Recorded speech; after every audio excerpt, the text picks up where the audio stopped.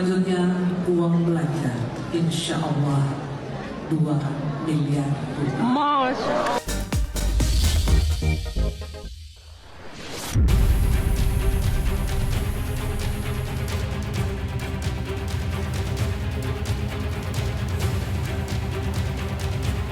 Sederet berita panas dari lingkup kehidupan para selebriti tanah air serta berita-berita viral terus mewarnai media sosial.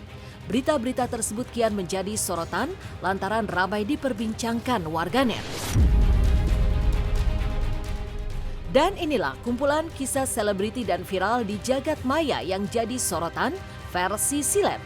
Mulai dari Richard Lee klarifikasi terkait wajahnya yang jadi sorotan, hingga viral ibu dan anak ditemukan sudah meninggal dan sudah jadi tengkorak di Cinere, Depok.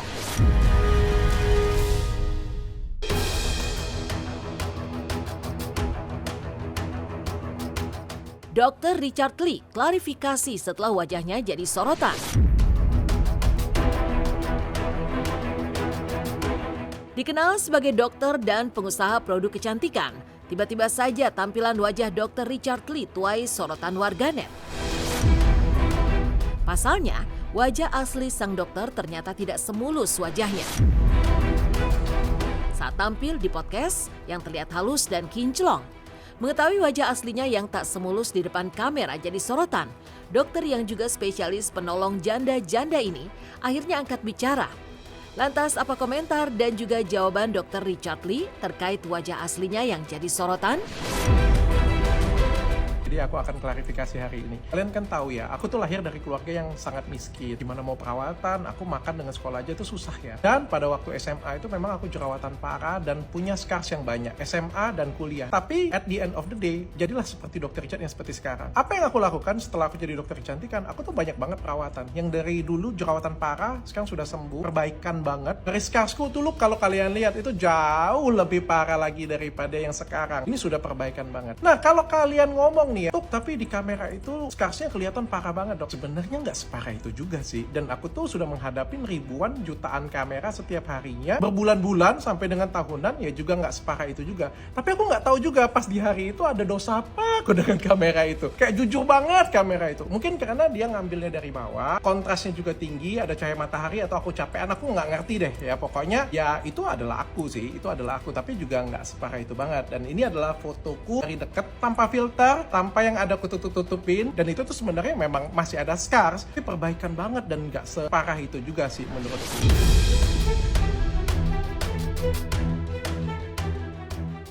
Heboh pengakuan Syifa Haju pernah alami pelecehan seksual. Artis cantik Syifa Haju menceritakan pengalaman tak mengenakan yang pernah ia alami saat dirinya baru saja meniti karir di dunia hiburan tanah air. Ya, saat mengikuti casting, ia sempat diminta oleh oknum agensi untuk mengenakan pakaian seksi, serta salah satu bagian tubuhnya digerayangi. Sayangnya, sebagai calon pendatang baru, Syifa mengaku saat itu dirinya tidak berani protes atau marah. Yang bisa ia lakukan hanyalah mengadu kepada sang mama, yang kemudian mengajaknya pergi dari kantor agensi tersebut. Terus dulu pernah dapet agensi kayaknya, aku nggak tahu ya, karena I don't really keberanian sih menurut aku. Ya kan nggak ada kerja keras yang berbohong lah gitu. Tak lagi akur dengan Fitri Salhuteru, Nikita Mirzani akhirnya angkat bicara. Lantaran jarang bersama-sama lagi, hubungan Nikita Mirzani dengan Fitri Salhuteru dikabarkan renggang. Dan baru-baru ini sempat heboh video Fitri Salhuteru yang akan membongkar keburukan salah seorang artis Indonesia yang pernah dekat dengannya. Sontak, netizen pun mengarahkan dugaan kepada Nikita Mirzani. Benarkah? Dan bagaimana pula reaksi Nikita? Biarin, maksudnya apa? Rasanya mulut ini pengen deh informasikan ke masyarakat dunia, khususnya kepada wanita.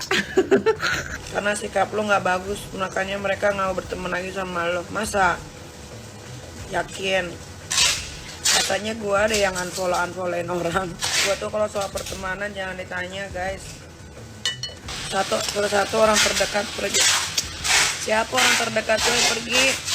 Siapa?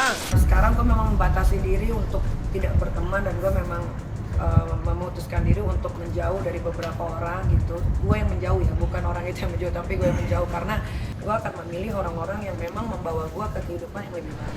Kalau ini kan masalahnya masalah Niki ya, cuman kan kita semua netizen, rakyat Indonesia lah yang mengikuti, nggak semuanya ya, nggak penting juga sebetulnya. Saya nggak mau menghabiskan waktu saya untuk hal yang lebih penting. Viral sosmed. Heboh tak keluar sebulan. Ibu dan anak ditemukan sudah meninggal dan sudah menjadi tengkorak di Cinere, Depok. Warga salah satu kompleks perumahan di kawasan Cinere, Depok dikejutkan dengan penemuan 2 jenazah tetangga mereka yang tinggal kerangka di dalam kamar mandi rumahnya. Penemuan jenazah yang diduga ibu dan anak itu berawal dari laporan warga terhadap satpam kompleks yang curiga karena keduanya sudah tidak terlihat keluar rumah sejak 1 bulan belakangan ini. Warga pun membenarkan jika keduanya selama ini memang kurang bersosialisasi dengan lingkungan dan juga para tetangga.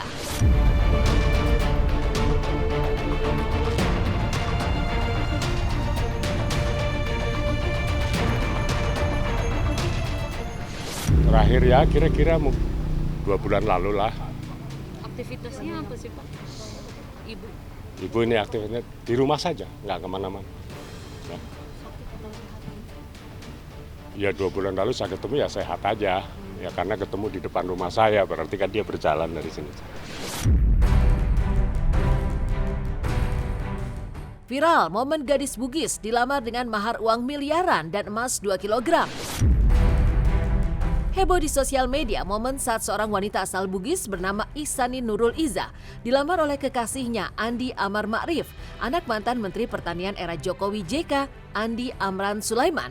Yang membuat heboh, Andi melamar Iza dengan mahar yang sangat fantastis, berupa uang tunai miliaran rupiah, emas batangan, 1 setel perhiasan berlian, rumah mewah, serta mobil mewah seharga miliaran. Lamaran Sultan itu pun digelar di salah satu hotel mewah di Makassar beberapa hari lalu.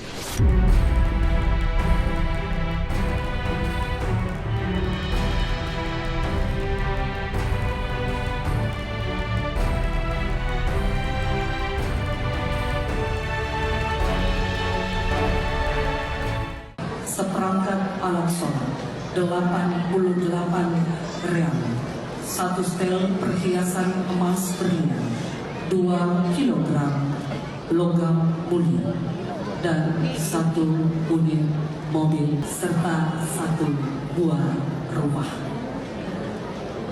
Selanjutnya uang belanja, insya Allah 2 miliar rupiah. Ya, tanggapan aku sih soal yang viral itu kayak ya beruntung buat perempuannya lah, pasti happy, keluarga juga happy. Tapi kalau misalnya nggak seperti itu pun nggak apa-apa. Yang penting tulus, semampunya aja, dan kita pun happy nerimanya.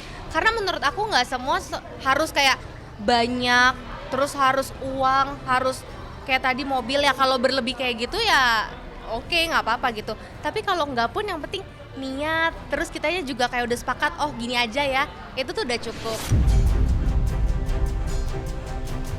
Heboh pernyataan Agnes Mo tolak tawaran hadir di Strips Club, tuai sorotan netizen. Heboh pengakuan Agnes Mo yang menolak tawaran bernilai besar dari sejumlah klub striptease di Amerika Serikat. Agnes menolak tawaran menggiurkan itu, meskipun dirinya hanya diminta untuk sekedar datang menyapa pengunjung, serta mengizinkan lagunya diputar di klub-klub tersebut. Lantas, apa alasan utama pelantun tembang Get Loose itu menolak tawaran menggiurkan tersebut?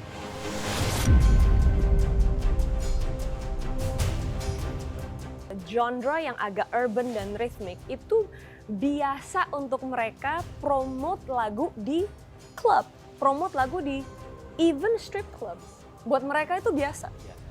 Itu biasa, ya yang penting lu dateng, lu nggak disuruh ngapa-ngapain, duduk aja, orang tahu lu dateng, mereka setel lagunya, lu pulang. And waktu itu saya cuma disuruh datang 30 menit, dibayar misalnya 25.000 US dollar, 30 minutes, $25,000, nggak ngapa-ngapain. Gede tuh duitnya. Ya for me it's like ngapain? Buat apa? Gitu. Cuman dapat segitu 30 menit, terus the brand image yang saya bangun dari kecil rusak cuma dalam waktu for what? Iya kan? For what? Gitu. Banyak orang yang nanya which one are you? Who are you? Gitu. Karena orang selalu put me in a box bahwa oh Agnes tuh A. Oh enggak kok, Agnes B. Tapi gimana kalau Agnes tuh A dan B gitu loh. Gimana kalau memang saya itu punya different sides of me, dan saya rasa semua orang pun nggak mungkin cuman punya satu side doang gitu. Semua orang pasti punya yin dan punya yang gitu. Nah itu dia yang saya pada akhirnya selama karir saya belajar untuk appreciate dan justru embrace those different sides of me. Bukannya malah aduh gue gue yang mana, yang enggak. All of those are me. Dan itu yang memang saya tampilkan di dalam Noises dan ditampilkan di video-video saya. DJ Verni angkat bicara sudah siap tes DNA kedua ke Singapura dan sudah bikin paspor.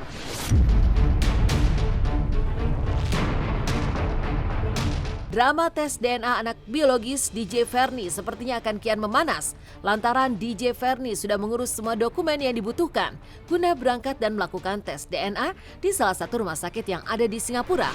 Lalu seperti apa pula kesiapan DJ Verni untuk memberikan keterangan kepada polisi pasca Densu yang sudah lebih dulu menjalani pemeriksaan di Polda Metro Jaya? Udah lagi proses bikin paspor. Oh, jadi kapan Kak bikin paspornya? Maksudnya sudah ada? Udah. Jalanin aja dulu, Pak. Jalanin aja. Kak, tapi yang gimana? kemarin katanya sudah dilaporkan itu gimana, Kak? Iya, kita jalanin aja. Tinggal tunggu ini aja panggilan. Berarti sudah siap ya, Kak? Sudah. Semua dan bukti-buktinya juga ya, Kak ya? Iya.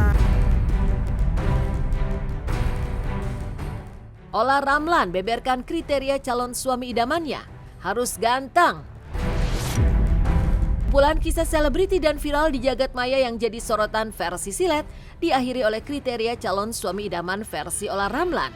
Ya, pasca bercerai dari Alvar Hutapea pada Juni 2022 lalu, hingga kini Ola Ramlan memang belum lagi terlihat menggandeng pasangan baru. Namun hal itu bukan berarti Ola yang telah 2 kali gagal berumah tangga trauma untuk menikah lagi. Lantas, apa kriteria calon suami idaman ala Ola Ramlan? Yang aku harapkan baik, ganteng.